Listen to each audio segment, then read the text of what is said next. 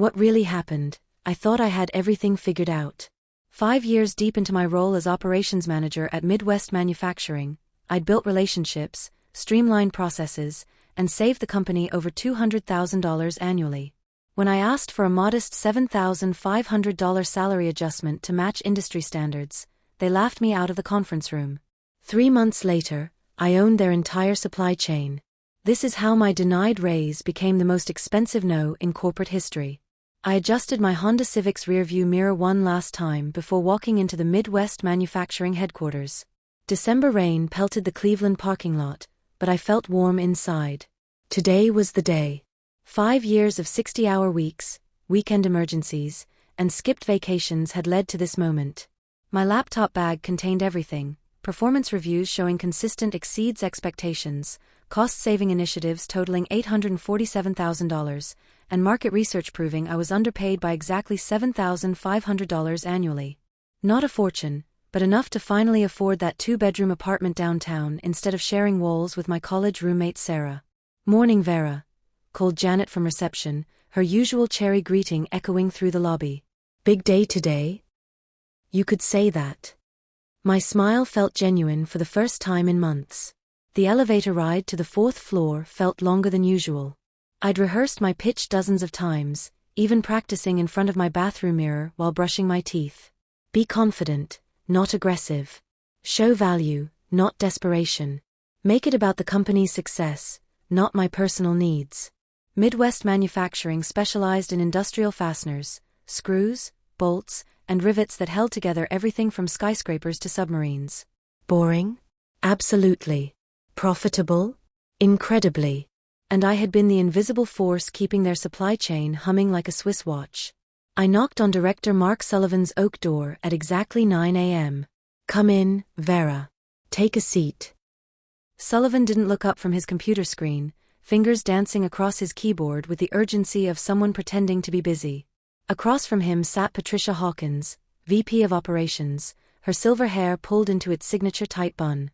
Patricia had been my mentor once, back when mentorship meant something at Midwest. "So," Sullivan finally looked up, "you wanted to discuss your compensation?" I opened my laptop. "I've prepared a comprehensive analysis." But something in their expressions stopped me cold. Patricia leaned back in her chair, arms crossed. "Vera, we appreciate your enthusiasm. But let's be realistic here." The word realistic hit like a slap. I had been realistic for 5 years. Realistic about working Christmas Eve when the Cincinnati plant had a breakdown. Realistic about taking on Kevin's responsibilities when he quit without notice. Realistic about watching newer hires get promoted while I held everything together. "The budget's tight this year," Sullivan added, not even glancing at my carefully prepared documentation. "Corporate's breathing down our necks about costs. A $7,500 increase just isn't feasible." My stomach dropped, but I pressed forward. "If you look at the data, I've saved the company over $200,000 annually through vendor negotiations alone. The Johnson Steel contract I renegotiated in September will save us $85,000 this year." "That's your job, Vera." Patricia's voice carried a patronizing edge that made my skin crawl. "You don't get bonuses for doing what you're already paid to do." "But I'm paid below market rate by—" "According to whom?" Sullivan interrupted. "Some online salary website? Those numbers are inflated. You're compensated fairly for this market." I wanted to scream. Instead, I clicked to my next slide. "I've researched comparable positions at Henderson Industries, Apex Manufacturing, and Sterling Corporation. The average operations manager salary is—" "Those are bigger companies," Patricia waved dismissively. "Apples to oranges." The meeting dragged on for another 20 minutes. 20 minutes of my accomplishments being minimized, my research being dismissed, and my worth being questioned.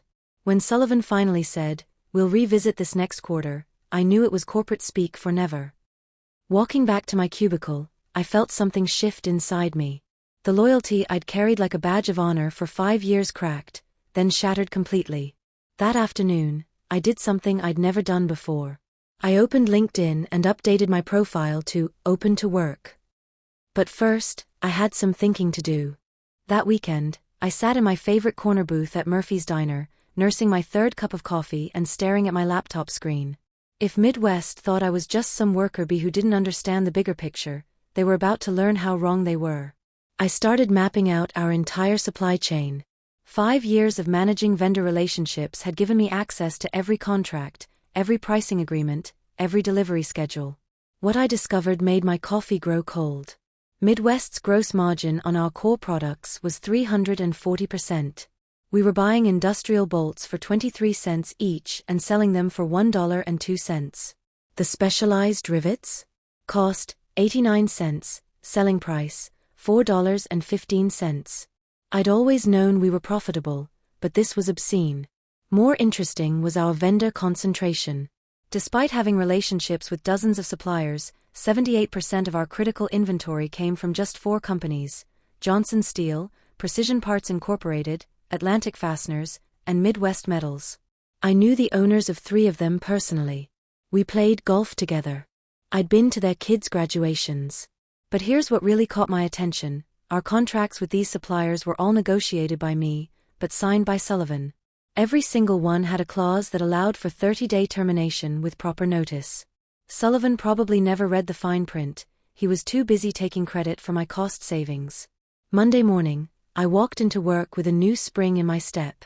I had a plan now, but it required patience. I needed to be smart about this. "Morning, Vera," Patricia called out as I passed her office. "Hope you're not still dwelling on last week. Sometimes we have to be grateful for what we have." I smiled sweetly. "Oh, I'm incredibly grateful, Patricia. More than you know." Over the next 2 weeks, I began reaching out to our suppliers. Not about leaving Midwest, not yet. I started by strengthening relationships, asking about their other clients, their capacity, their growth plans. Innocent conversations that painted a bigger picture. What I learned was fascinating. Johnson Steel was expanding into direct sales. Precision Parts had just hired 3 new sales reps. Atlantic Fasteners was looking to diversify their client base. And all of them respected me far more than my own company did. The idea that would change everything came to me on a Tuesday night while I was reviewing the Henderson Industries job posting I'd been considering. Henderson was Midwest's biggest competitor, and they were offering $67,000 for a similar role, exactly $7,500 more than my current salary. But why work for the competition when I could become the competition? I withdrew $15,000 from my savings account, every penny I had, and incorporated a new company, Supplier Supply Solutions LLC. The name was generic enough to fly under any radar, but the mission was crystal clear. I was going into the industrial fastener business. My apartment's spare bedroom became corporate headquarters. Sarah thought I'd lost my mind when she came home to find me surrounded by legal documents and supplier catalogs. "You're starting a company? While working full-time? Vera, that sounds like a disaster waiting to happen." "Trust me," I said, signing another incorporation document. "I know exactly what I'm doing." The beauty of my plan was its simplicity. I wasn't trying to steal Midwest's customers. That would take years and raise red flags. Instead, I was going to become their supplier. All of their suppliers, actually. I started with Johnson Steel. Tom Johnson and I had worked together for 3 years, and he'd always appreciated my straightforward approach to negotiations. Over lunch at Romano's Italian Bistro, I laid out my proposition. "Tom, what if I told you I could guarantee 40% higher margins on your Midwest contract while maintaining the same pricing?" He nearly choked on his chicken parmesan. "I'd say you're either brilliant or crazy. Possibly both. Here's the deal. Supplier Supply Solutions becomes your exclusive distributor for the industrial fastener market.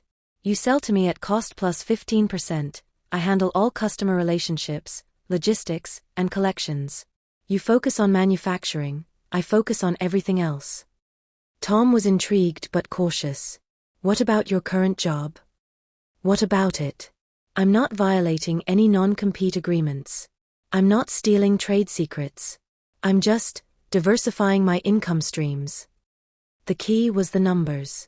By cutting out multiple middlemen and leveraging my existing relationships, I could offer suppliers better margins while still undercutting Midwest's costs. It was brilliant in its simplicity. Over the next 6 weeks, I had similar conversations with the owners of Precision Parts, Atlantic Fasteners, and Midwest Metals. By March, Supplier Supply Solutions had exclusive distribution agreements with all 4 of Midwest's primary suppliers. The best part? I was still doing my day job flawlessly. My performance hadn't slipped one bit. If anything, I was more motivated than ever, knowing that every process I refined, every relationship I strengthened, was ultimately building my own empire. Patricia even complimented me during our monthly team meeting.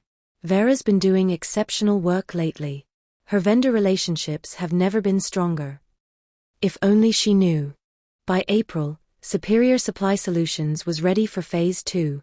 I had $47,000 in my business account, a network of suppliers eager to work with me, and most importantly, I had leverage. The trap I set was elegant in its simplicity. I began gradually adjusting our inventory orders at Midwest. Nothing dramatic, just slight delays in placing orders, occasional requests for market analysis that pushed decisions back a week or 2. My excuse was always the same: I want to make sure we're getting the best possible pricing. Sullivan loved it. He thought I was being extra diligent with company money. Meanwhile, I was quietly building inventory in my own warehouse, a climate-controlled storage unit in Akron that cost me $280 a month. Every bolt, screw, and rivet that Midwest would eventually need, I had stockpiled at Supplier Supply Solutions. The genius of my plan became clear during our May supplier meeting. Tom Johnson, now exclusively contracted to my company, sat across from Sullivan and delivered the news with Oscar-worthy performance. "Mark, I've got some tough news.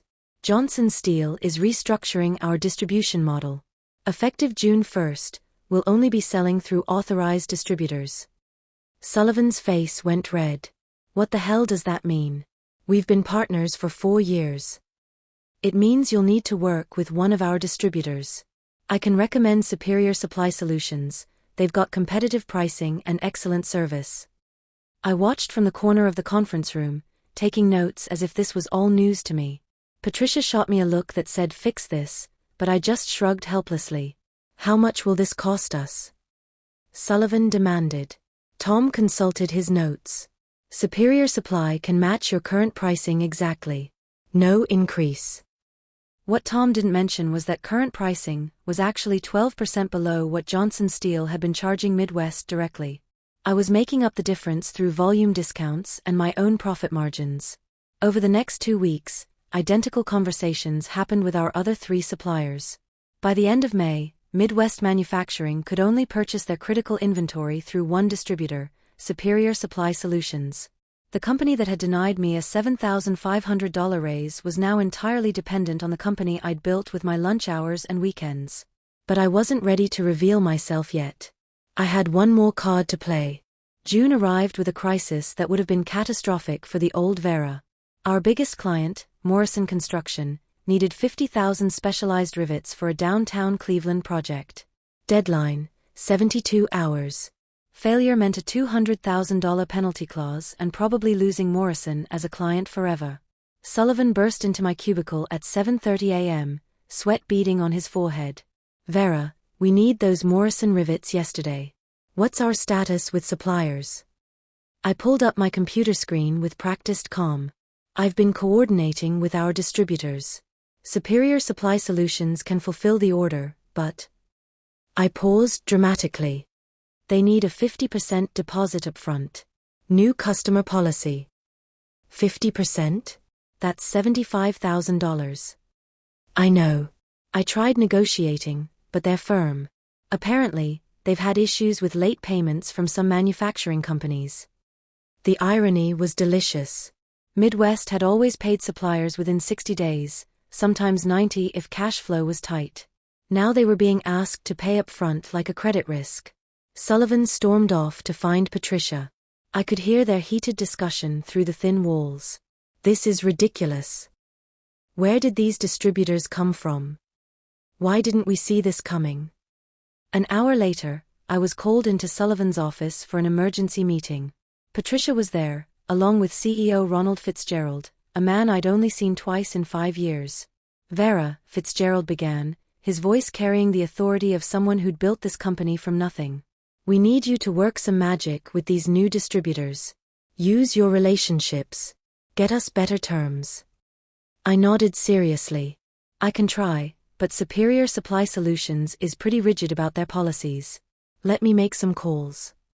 I stepped out of the office and actually did call Supplier Supply Solutions. Of course, I was calling my own cell phone, which I'd set up with a separate business number and voicemail. After a few minutes of fake conversation in the hallway, I returned to the conference room.